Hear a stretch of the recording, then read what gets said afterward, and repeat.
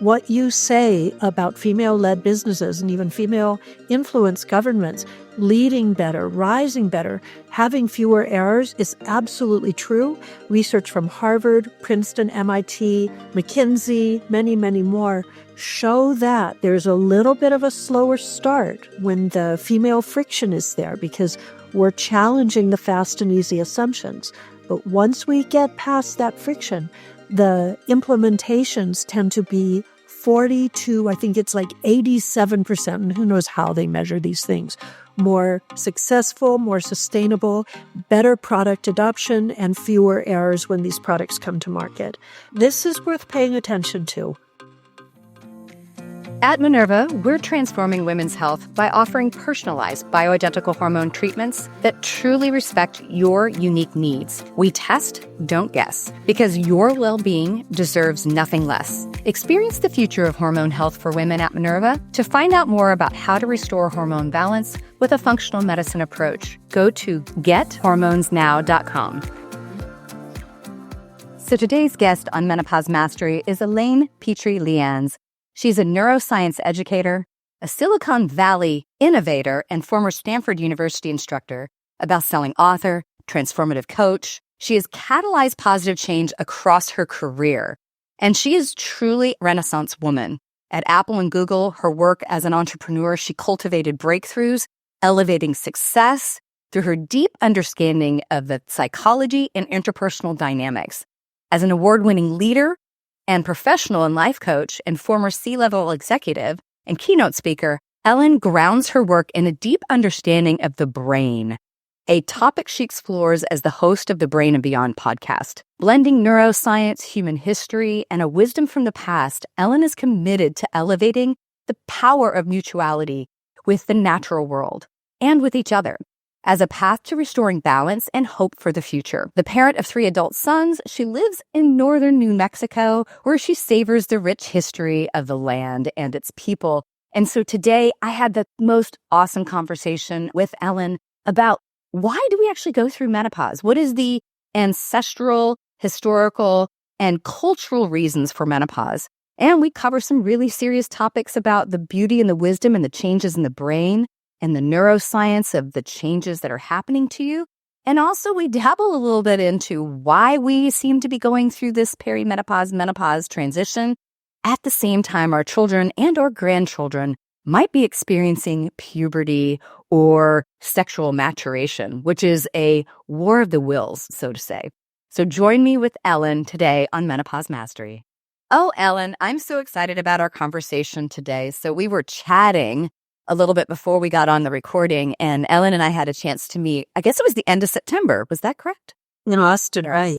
Yeah, we shared the stage, and it was so awesome because we had this sort of love connection across the stage. Like, I love you, you love me. We're going to talk about this at depth. So we're going to dive in. And so Ellen has such, you meet people that are like vanguards in the world. She's a neuroscientist. She was involved early in tech.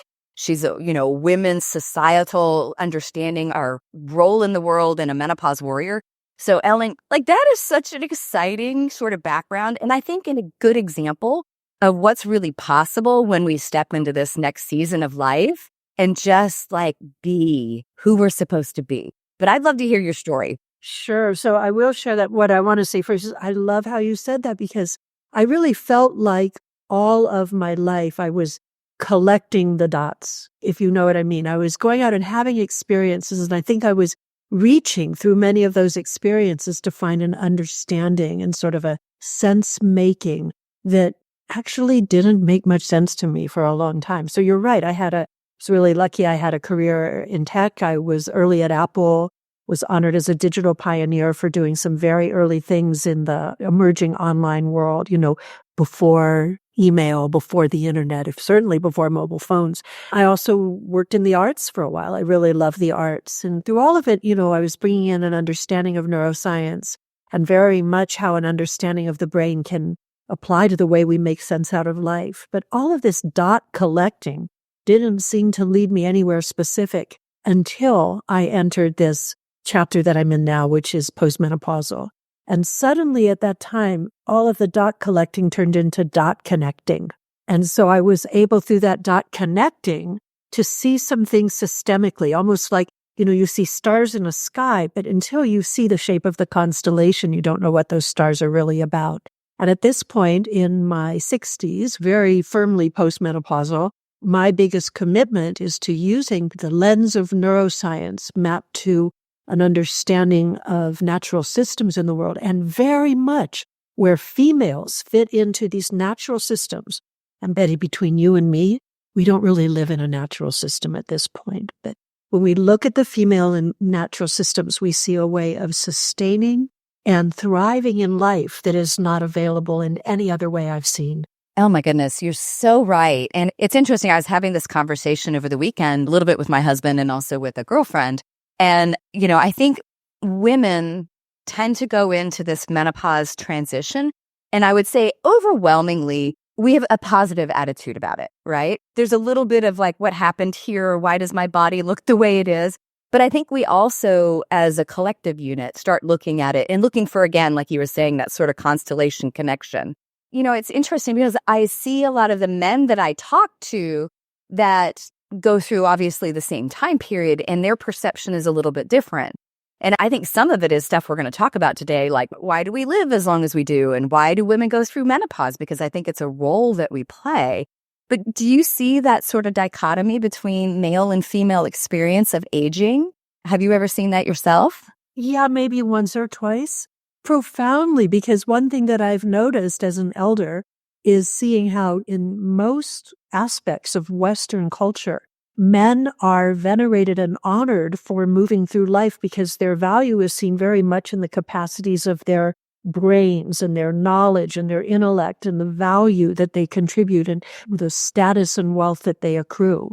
So they're looked up to as exemplars of people who have hit all of the brass rings of what it takes in society, right? Big old air quotes there.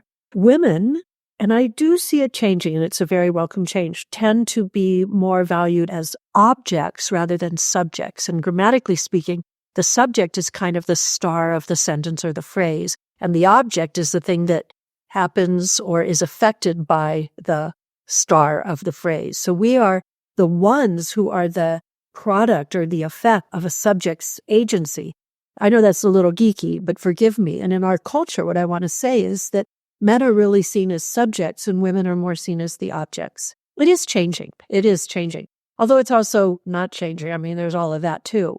But men are venerated for what they accomplish in life, and women are not. They become invisible because the things that they tend to be associated with in our culture, which is their physical appearance and the status that is associated with that, because we live in a very hierarchical and status-oriented culture. And then also our ability to be sexually desirable, on a reproductive level. Once that is over for us, we don't have some of the status that we're celebrated for in our younger years. That's not a fault with us. That's a fault with the culture. And it is also nothing like women have been over the long arc of human history, especially elder women have been over the long arc of human history. And actually, Betty, if you'll indulge me, how it shows up in the animal world. So did you know that female humans are one of only, we think about 6 animals, where the female goes through menopause? In other words, where the female becomes non-reproductive. And they're really cool animals. Most of them are toothed whales, including narwhals, the unicorn of the sea. I find that very interesting. But also some primates, subspecies of chimpanzees. We are rare. We're the few, the proud if we go through menopause. But there's all of these societies have something in common. One, their offspring, the children, take much longer to raise than most other species require. And so the mothers, and often a collective group of mothers in these species, are rearing and raising the children. But the big thinking things that lead to longer-term survival become the work of the postmenopausal females. So let's look at Orca societies. In Orca societies, intergenerational knowledge transfer is key to survival. And so the grandmother whales who are non-reproductive are teaching the adolescent whales where the best hunting spots are, how to recognize cries from both the calls, sounds from their own species or their own pod of whales, and then related but close pods of whales, which is very important in orca life. And then they are actually organizing seasonal things that involve, hunting times, reproductive times. They're showing where the best waters for calving are. All of these are the grandmother wisdom contributed by these animals. And it would only happen because there are postmenopausal, non-reproductive females who have the energy, the wisdom, the intelligence, and the experience to impart survival technologies onto rising generations. I think that's awesome because, it sort of builds the case for why we go through menopause and survive, right? I love the orca example. I remember reading this article about orca whales and how they had created a new attack strategy, particularly on great white sharks, because that happens to be a food source for them. And, they were attacking from multiple directions and actually eating their liver. Sorry, shark. But they attributed that to the older female figuring out how to strategize the entire group. There you go. And by the way, I just watched you touch the side of your head. And was that the right side or the left side? I can't tell. It was the right side. Okay. I love this. I think we are intuitive neuroscientists. You touch the right hemisphere of your brain or the right side of your brain. Big picture pattern recognition is the domain of right hemispheric thinking. It is not about linear pursuit. So, it is about go out there and bite the shark, because that would be very left hemispheric, very outcome oriented. But the strategy side of the brain is the right side of the brain, the right hemisphere of the brain. And guess what? This is where we look at learning over time, complex pattern recognition. It is also the more estrogen-oriented side of the brain and associated with more, if you will, female neurochemicals and hormones. And this is the side where we solve big problems, and you intuitively touched it. So strategy would have been created or co-created by the matriarchs of this pod, coming up based on their learning and experience with ways of solving problems that had not been seen before, and then sharing that problem-solving technology in a way that all would benefit. That's my ad campaign for menopause right there. Absolutely. So you touched on this, but I want to go back to it because the invisibility of an aging woman, we'll put it that way, I like to call us seasoned, right? Seasoned and in our next act. That is a very westernized experience. That is not what traditional societies have been and not from the ancient world. So paint a picture for the women out there, because I think most women are like, yeah, I'm totally invisible, and how it would be different if we were living more like we have lived for millennia. I'd love to do that. And then I also want to come back is before we commit to being invisible, let's decide what visibility really means in our culture right now. And visibility is based very often on superficialities that are not really about the genuine contributions we're here to make to the world. Though, let's get back to your question.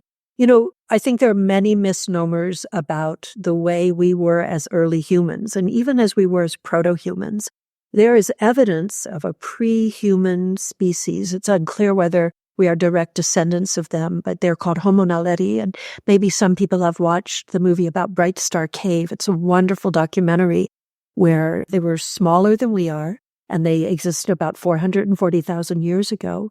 But when we look at the way they buried their dead, it's very clear that 440,000 years ago, there was a reverence for life, and then there was the use of ritual that was really acknowledging a sense of what we would now call religiosity or spirituality of entering another world. There's some very interesting things in that documentary about how the smaller females were probably the ones who were able to enter this area in ways that even the slightly larger males were not. So females have been seen for a long time as the sustainers of life. I have a number of friends who are child-free. They don't have children. And when I use that phrase, sustainers of life, it's been very interesting to watch how quickly they go to this judgment that they sometimes feel put upon them that says that they are meant to be the givers of life, the reproducers. No, the deliberate word is sustainers of life, because in early human societies, not all members were reproductive. In fact, life was so hard back then from just a survival perspective that it's very likely that if everyone had been reproductive or as easily reproductive as those of us who choose to reproduce are today, society would not have had the support and the infrastructure to really sustain. So there were probably aunties and uncles and very much grandmothers, sadly not as many grandfathers due to the work of men and also certain health things related to men. The men who are out hunting are probably going to be exposed to more risk than women who are more traditionally the gatherers in ancient society. But the robust society was made up of people who were contributing to things other than simply reproducing the species. Could go on and on about this, as you're probably noticing, but getting back to your question about why did menopause occur? There is a genetic fluke that actually happened where women who were living longer ceased to menstruate. And this is well documented now through the genetic record. And it's fascinating things. And although these genetic mutations emerge very slowly within a very short period of time, such as 10,000 years, which on the long arc of human history or even pre-human history is actually, it's a pretty short time, but it's enough to make a difference.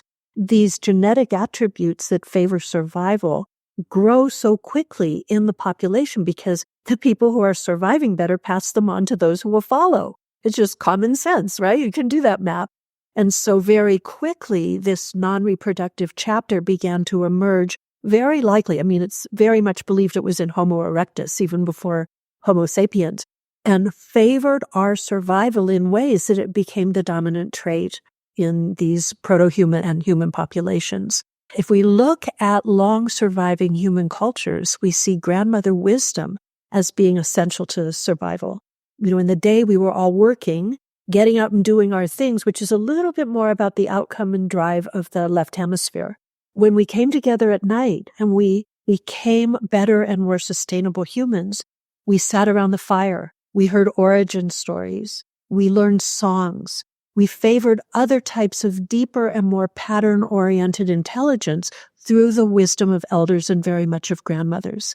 And this served, I love to talk about species-level survival.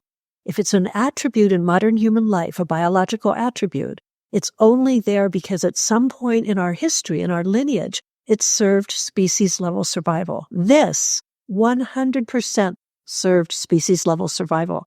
And you see it alive in the wisdom traditions of First Nations, indigenous, land-based, Aboriginal cultures today, where the grandmothers and the older aunties are very often the crucible that holds society together. Oh my gosh, that is so, so real. I'm going to probably mess up these statistics. I should have looked them up beforehand. But there were some statistics in a paper that came out not too long ago looking at the risk of death during childbirth, particularly in African American women. They're 6 times more likely to die. Literally a firefighter, which is considered one of the more dangerous, jobs, they would have to work every day for 3 years to have the same risk as a Black woman giving birth. Right? So the most dangerous thing a female can do is actually give birth, even today. Now, I'm in Texas, and we like to be number one in Texas, so we're actually number one in infant and maternal mortality in the United States. Yeah. Right? Which means we have really poor outcomes. But your discussion of the role of women, particularly in society, particularly the child-free women, of which I happen to be one, they were really there to make sure that as a group we survive, right? That species-level survival. So it makes sense that nature would select for this because it is the greatest risk we have as a female is to give birth. You are right. And so I'm going to touch first on the thing that you said about modern day neonatal and maternal mortality, because this is just something that the health system should be so deeply, A, ashamed of, and B, so deeply committed to changing, especially for women who are marginalized in so many other ways in society. That's a whole other conversation. And you are right. I have some statistics somewhere, and I think of all of the what's, developed, and I'm doing air quotes here, countries in the world. We are either at the bottom or second from the bottom, the highest risk of maternal or neonatal mortality. And you're right. But up until 1900, childbirth was, for all women on the planet, the number one cause of death. And this does root back to evolutionary biology, because I have some amazing slides on this. It's a talk that I've given. When we move from being quadrupedal, meaning walking on our hands and our feet and mostly living in trees, and we came down to the earth, which dramatically favored our ability to be resourceful and to survive in many ways, but also exposed us to risk that was not present when we were in the trees. Saber-toothed tigers were a thing, let me tell you. But when we did that, our pelvises had to narrow to support our bodies as we began to walk upright. And they had to narrow to actually support the viscera of the body, which used to be held by the abdominal wall when we walked around on our knuckles, like our gorilla can and chimpanzee can't do. But walking on 2 feet actually caused the pelvis to narrow to such a point where the birth canal, and by that I also mean there's a name for the opening in the pelvis that the child would be delivered through, but also then the way the tailbone curved into that space changed everything about the way that birth happened. And I have a strong belief, and it's not something I made up in, my imagination. It's based on paying attention to evolutionary biology, to primatology, to human history, and to, a number of other things about, so many places we could go. But I believe that women knew much earlier than we give humans credit for to associate cycles of the moon with cycles of reproduction. And I believe, and many others like me do, there's a really brilliant book called Eve, which I'm happy to share a link to. It's quite a read, but some of the chapters are really powerful. But that women actually, we bleed differently than any other animal does too. Our periods, our cycles are very different from those of even our closest primate kin. But blood, when you are out on the plain, we all know this from our camping trips, is probably not the best thing, right? And so we did need protection. We did need to come together as circles. And in those circles, we most certainly talked about what is this thing that's happening in ways that are associated with the moon.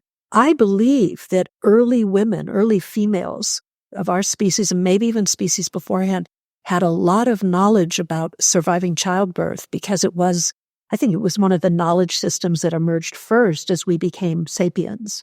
And we had to work together, not only with each other as women, but very much with our men, to make this extremely dangerous experience one that we could hope to survive.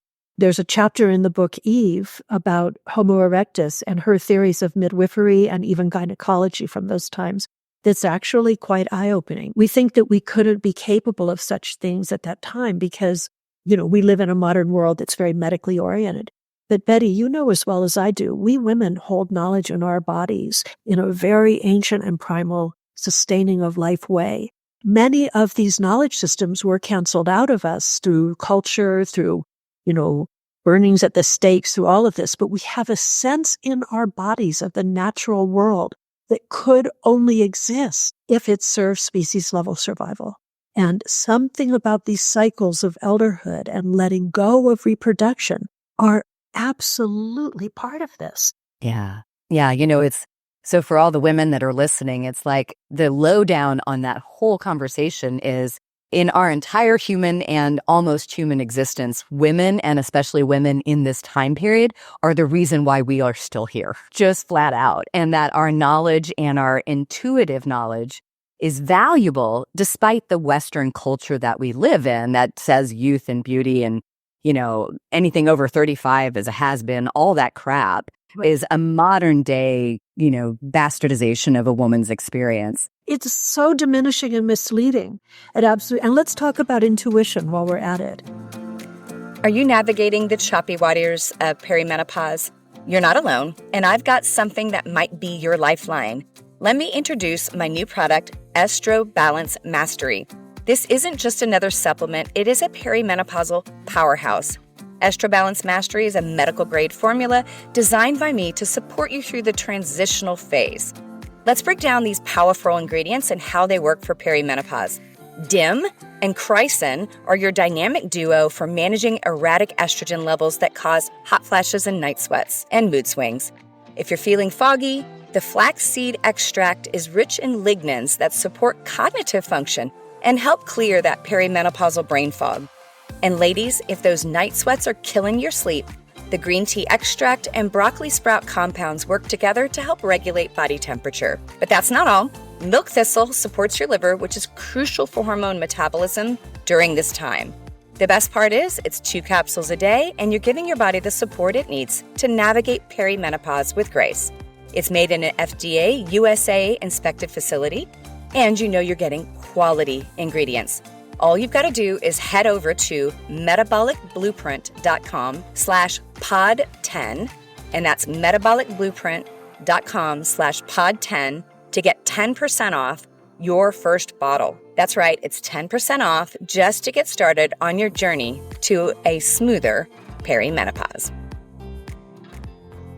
Intuition is a form of intelligence. Our bodies process information intelligently in different regions and en route to the brain. So there's some pre-processing that goes on. And Betty, I'm going to do it. You see me take my hand here and I'm putting it down at the back of my neck right here, kind of where the skull begins. I know people who are listening won't be able to see it, but thinking that the brain ends at the base of the skull is a convenience of the dissection table. It is not fact. From the heart of the brain, the midbrain, the medulla oblongata, which actually becomes the spinal column, you could even say is the spinal column, radiating out into the central nervous system.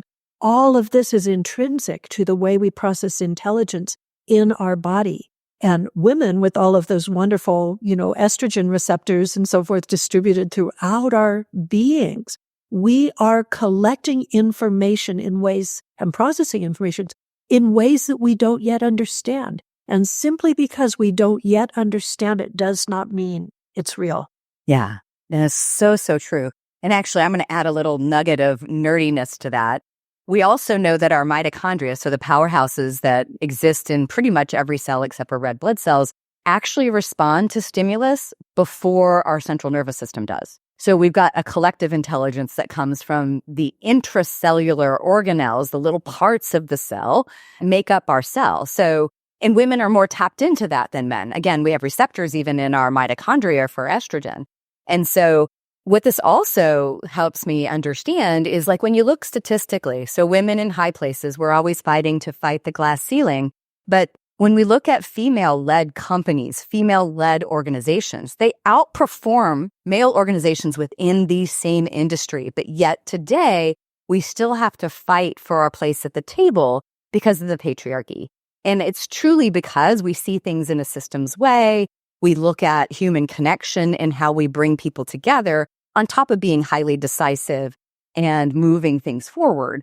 And I think it's all of this sort of innate wisdom of the female body and our experience that plays into this. I could listen to you nerd out all day, and I want to say brava, brava, brava. And part of this, Betty, that we speak about is the right hemispheric balance that female thinking, that women's brains do bring to the table. We do tend to see bigger pictures. We tend to recognize patterns in a different way. We have the right hemisphere is slightly slower in its processing than the left hemisphere is. And by slightly slower, I mean, it's like the left hemisphere can process certain types of thought at, 0.03 seconds. And then the right hemisphere processes the same thought, but I'll come back to that in a minute, at like 0.05. So we're still talking like really fast. But I like to say the left thinks it's right even when it's wrong. The book Thinking Fast and Slow does not talk about the different functions of the hemispheres, yet it does talk about the two different forms of thought and shows how the slightly slower thought that challenges the fast thought tends to be more accurate, less problem-free, fewer consequences, and generally more strategic. Yet we live in a culture, a male-dominated culture, that celebrates and really worships, I'd say almost pathologically, at the side of left hemispheric outcome-oriented processing. I like to call it more, mind, now, new. And those are 12 words right there that can really describe our current culture. But this, the right hemisphere, is the blooming and expansion of a much larger picture, more cohesive, more contextual, and strategic way of seeing things. Now, what you say about female-led businesses and even female-influenced governments leading better, rising better, having fewer errors is absolutely true. Research from Harvard, Princeton, MIT, McKinsey, many, many more show that there's a little bit of a slower start when the female friction is there because we're challenging the fast and easy assumptions. But once we get past that friction, the implementations tend to be 40 to, I think it's like 87%, and who knows how they measure these things, more successful, more sustainable, better product adoption, and fewer errors when these products come to market. This is worth paying attention to. Yes, certainly. So women, we're supposed to be at the table, if not at the head of the table. And if you spend time with me in a boardroom, I will head to the head of the table, just so you know. By the way, that is the feminine power. And the feminine power is not something where we go, okay, I'm not going to make waves here. No, we are advocating for the big picture sustainability of life. We are here to make things better. And that often doesn't happen with a gentle, obedient, good girl voice. So this is a good sort of transition to talking about some of the experiences we have during this time period. You know, we often hear that this is the time period where we give no more Fs, no more fucks. We're done. And I think, you know, up until this point, a lot of the times we're worried about what other people think and, you know, where is our status. But there is this overwhelming, like, I don't care. If you don't like it, don't look. If you don't like what I have to say, then sit and be quiet because I'm not done yet. You know, I mean, seriously, like, I've never really minced words, anybody that knows me, but I will say that I'm much more outspoken and much more clearly willing to take the slings and arrows than I've ever been in the past. And that I attribute 100% to the experience of menopause. Well, I want to absolutely celebrate you and add a heck yes. And I think that's something that you exemplify in the world that I'm really inspired by and that all of us can learn from. We do reach a point where two things happen. This is my opinion. One is that we realize life is short and nothing is promised. That's our big picture pattern recognition. We see so many things, and we've learned from our own experience of our own false starts, our own yearnings, the things that we've tried by following the rules that maybe didn't work out the way that we had hoped they would. And my blind spot that I had in my youth that I don't hold any longer and that I don't obey any longer is I really believe that everything would work out really well in the end. If you continue to work hard and contribute and do your best, all would work out well. I don't see that happening anymore. I think it is time for us to reclaim and take a stand on what we as women know is right, especially at this point in our lives. So I think you're given a basket of fucks to give when you arrive in this world, and you have to decide what you want to save those fucks for. It's a little harder to take the stand when you're seeking the approval and fitting in that tends to be associated more with younger life. But when you reach that point where, hey, if they don't like me anyway, or they don't see me anyway, then I'm going to do whatever I want. We discover a new way of giving a holy fuck that is so much in service to those who will follow. And this gives, at least for me, a hunger and a yearning to be of service and to contribute and to be valid. And for my sisters who are out there feeling the same thing, to step up to our power of who we are more than I have ever felt it before. Yeah. So this is a good question. So obviously this time period of life happens for most of us, perimenopause to menopause transition, which is an average of almost 8 years for most women. Some of us get to have a little longer road. Seems to almost always occur when our offspring, not my experience because I'm child free, our offspring are somewhere between teendom, tweendom to college age, which is also an extraordinary hormonal shift. Like that seems like some sort of twisted gift, because they are also at the height of passion and probably at the lowest point of discernment. Lowest point of discernment. On all of those other people you mentioned, that prefrontal cortex has yet to come online. You know, it's only online around 20 or 21 for young women and much more like 22 or 23 for young men. And the prefrontal cortex is really where we become more reasonable, right? It's really what directs the brain towards sense making in a unique way and often overrides risk or impulsivity and all the other things. So what could possibly go wrong, Betty? Like, I'm thinking about everything that I hear in the clinic for the last 20 years where it's like, you know, you feel like you want to have a knockdown drag out with your kid. You've got no patience for it. You know, they're like, moms are like, I'm irritable and I can't handle it. And I just want to scream. And I'm like, yes. You know, Dr. Brizendine writes so beautifully about that in the female brain and how the estrogen bloom that happens in teenage girls sort of happens concurrently with all of this sort of dissolution of self stuff that's happening to her mama at the same time. But, you know, a client asked me about this the other day, and what came to mind for me is that very often we became mothers if we look at our evolutionary biology, we were parenting at a much younger age, you know, generally right around 14 or 15 was usually when it seems, from what we know, the first child would have been born. And so by that time, you know, if we do the math on that, if first children are born around 14 or 15 years of age, and then, you know, usually childbirth would probably go on to, let's just say, the early 20s, I'm sure there were exceptions. But that means that the grandmother would have actually been more likely to have been in menopause at the time when her daughter was raising children. And she would then have that wisdom that she could look at. She would have seen these cycles of hormonal change in her sons and daughters. So it wouldn't have been her first ancient world rodeo, so to speak. And she would have a different type of understanding. She would know how to be with that rising, adolescent at a time where her daughter was actually probably working with the other women of the clan to gather food, to prepare food, to be of service. And by the way, we have so many misunderstandings about hunter-gatherer societies.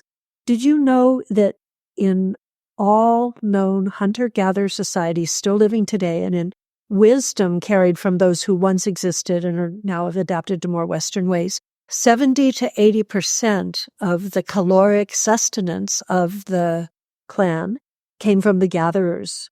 We were providing most of the nutrition. And the 20% to 30% that came from the hunters, our men, was critically important for the iron and the protein that it gave us. But minority, it was not the staple. And I like to joke, and I don't really mean it as a joke. It's not a joke. I mean it seriously. I think that's how we should use our brains. I think we should use our brains about 70 to 80% right hemispherically, hunting, gathering, putting pieces together, winnowing, sort of going into the deeper weaving of thought, and only about 30 to 20% on the pursuit associated with trekking or hunting or outcomes. Does that make sense? Absolutely. And I think it's so important to really recognize, because that gives credence to the menopause, hypothesis of why we go through menopause and survive it. Because we did bear children so much earlier and our lifespan was shorter. Right. But grandmothers were there stepping in when their daughters were in their late teens, maybe early 20s, to take care of the grandbabies. Oh, that's right. And can't you almost imagine, see if you can even feel this, imagine a circle of grandmothers and they're doing useful things as, grandmothers like to do, whatever those things might be. They might be, women definitely made tools and women definitely wove textiles to protect bodies and so forth. Whatever it was that they're doing, they're sitting in a circle, watchful eyes on the little kids running around. The kids are doing ridiculous things. What are the grandmothers doing? They're just laughing. They're rolling their eyes. Oh, she's so much like that one or something like that. Just letting it all happen. And now, these women who are going through menopause, they're coming home from work, rushing out to get someone at a soccer game, all of this. It's not really aligned with the hormonal changes that, were kind of made in other times. And so, as I said, what could possibly go wrong? What it really raises in me is just a huge amount of empathy and compassion for hardworking menopausal moms who already have too much on their plates, who are already probably carrying a whole lot of stress. And then all of a sudden, boom, someone pulls the hormonal rug out from under their feet. Yeah, I have a ton of empathy. And it's not the natural way. Yeah, it isn't. It isn't. But, that doesn't mean in this age group, in this time period, that we don't keep charging forward. Because then if we look at, at least modern times where we've kept note of, women's contribution, the majority of the people we think about that are major contributors to science or literature or other things, they were all menopausal women, right? Because you didn't have time to mess with that stuff when you were running around raising kids and trying to get stuff done. Oh, no. And look at the wisdom bearers that the planet looks to right now from across a number of cultures. So many of the voices that are really rising are elder women, postmenopausal women. I was writing down a few this morning, and names that I wrote included people like Robin Wall Kimmerer, an incredible botanist, professor, and indigenous wisdom bearer. She wrote the book Braiding Sweetgrass, where if you want to read grandmother wisdom, it simply floats from every page of that beautiful poetic book. People like Oprah, look at her wisdom, right? Dr. Jill Bolte-Taylor, a neuroscientist who really is all about the balanced brain. Esther Perel, Pema Chodron, in our town, or I live in New Mexico, Roshi Joan Halifax, a great Buddhist leader, and even people like, Elizabeth Gilbert, she wrote that beautiful book, Eat, Pray, Love. That woman is showing up these days with the big picture elder wisdom in a way that's more relevant than ever. Oh, yes.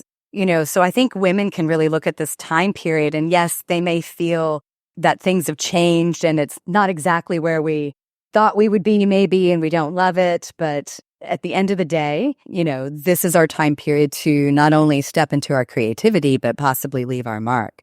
It's a different power. So I would invite anyone listening to think about species level survival right now, because none of us can deny. If they can deny it and back it up, I'd love to meet them, because sometimes I could use a little dose of hope. But none of us can deny that we're facing a number of really significant crises in our world and on our planet right now.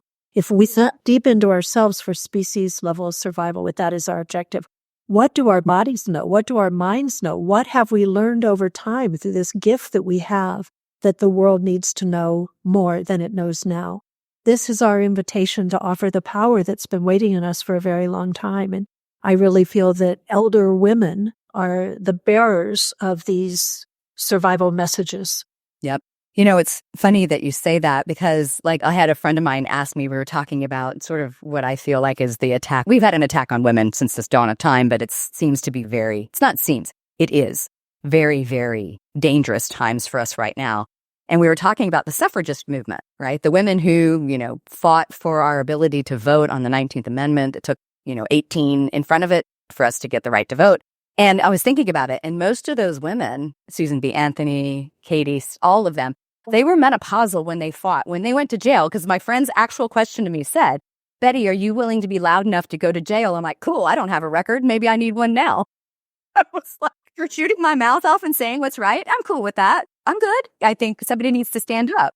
I love it. And so for women that might be feeling that way, this is where most of those things happen. It wasn't a upset 20-year-old that, really made stuff happen. It was people in our age group. It really, really was. I love that. I had never considered that. And that is just such a powerful insight. It gets me really curious about what other women really changed the course of history and really took a stand once they entered that, what my friend Lucy Cook, who writes about these things, what she calls that Queen Orca phase, where we really know we are the matriarchs with responsibility toward the future.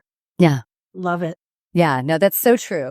So we're getting close to the top of our time together. If you could wave a magic wand and have some outcome for women today, what would be, I know there's probably a million, but what would be one of the ones that tops your list? What would you love to see occur in your lifetime? Well, this one is going to be different than sort of a measurable external outcome, although it will have a ripple effect, and that's trust your bodies, trust your intuition. I would love to see all of us women, reclaim so much more of our innate brilliance and power by remembering, and I love that word, remembering. It's almost a pun, bringing back into the body that sense of intelligence that is our birthright and also our gift to the world. It's a superpower.